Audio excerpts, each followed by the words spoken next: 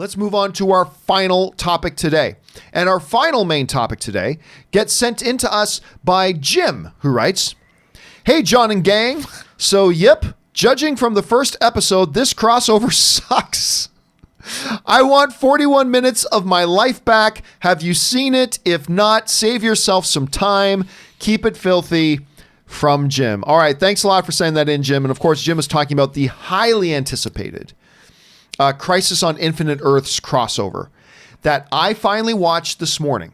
I didn't watch it last night. I watched it this morning while I was at the gym, brought my iPad with me, had it on the treadmill, and watched Crisis Episode 1.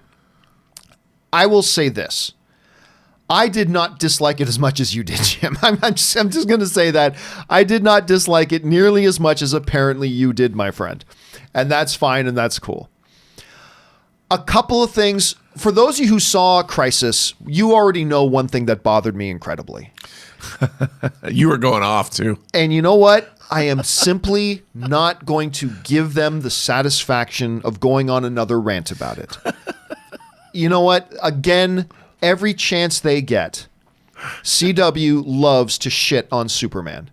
Don't forget, everybody, Superman's an inferior superhero in this universe, and they just do it every single time. And they did it again this episode. It's like, you can't have Superman and Supergirl together without reminding everybody that Superman is a B-level hero in this universe. Okay, whatever. I simply can't just keep getting mad about it. It's because they're not going to change.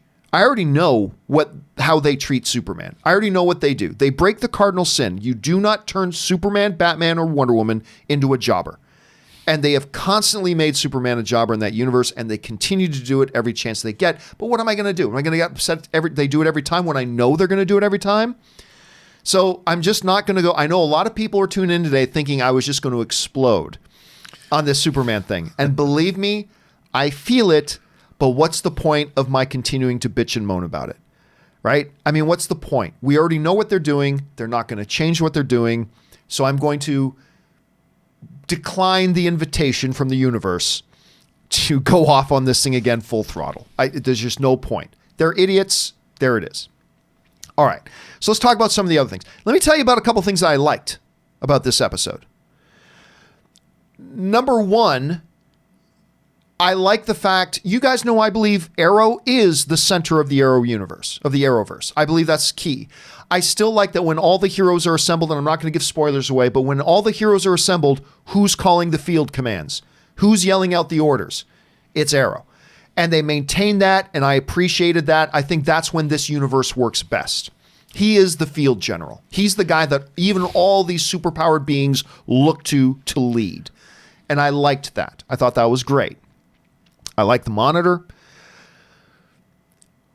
There are two things, though, that I really didn't like. One thing that I didn't like at all was that this Crisis on Infinite Earths is supposed to be like the CW universe's big culmination, likened unto Infinity War and Endgame. But it doesn't feel like that at all. It feels like just another Elseworld story.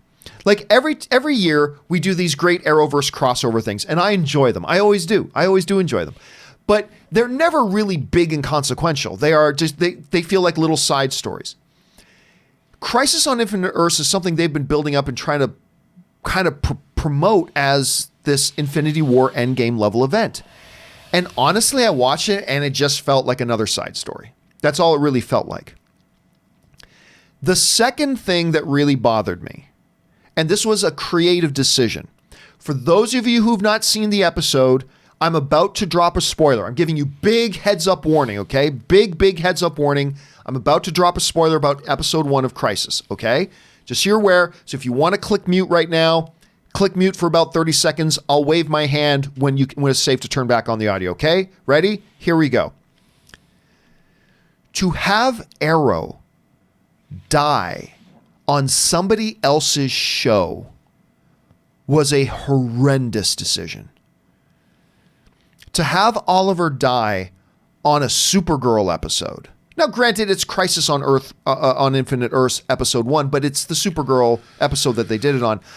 I thought that was a tremendous disservice to the character who is the founder of the entire Arrow universe. I thought that was a terrible decision. All right. You can come back now. You can turn your audio back on. Okay, that aside. So overall, I didn't think it was terrible. I didn't think it was awful. You expect some cheesiness and whatever in it, and it's there. It had some ups, had some downs.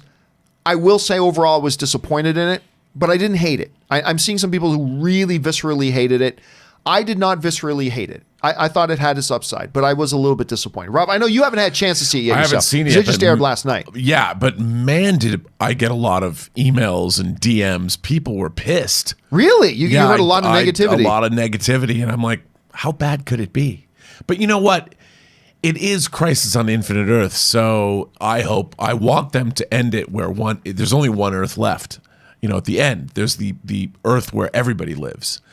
And if they do that, is Oliver really dead?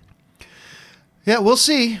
We'll see, because it was, again, you just spoiled something I told everybody to keep spoil-free. Oh, I didn't. Yeah, well, I mean, you've read the comics. Okay, right, you know. yes. But most people have not. You got to remember that. Most people have not. But one thing was interesting, and this was in a promo clip. Oh. This was in a promo clip. One part of the episode where all the heroes are fighting a bunch of things, right? They're all fighting a bunch of things. And, Arrow is taking out a bunch of them with arrows. And I thought, why not just have 50 U.S. Marines with big machine guns sitting on top there fighting these things? I just wonder, can somebody give me an answer for that? I can't right now. Anyway, guys, question is, did you guys have a chance to see Crisis on Infinite Earths Part 1? If so, jump down to the comment section below and let us know what you guys think. All right.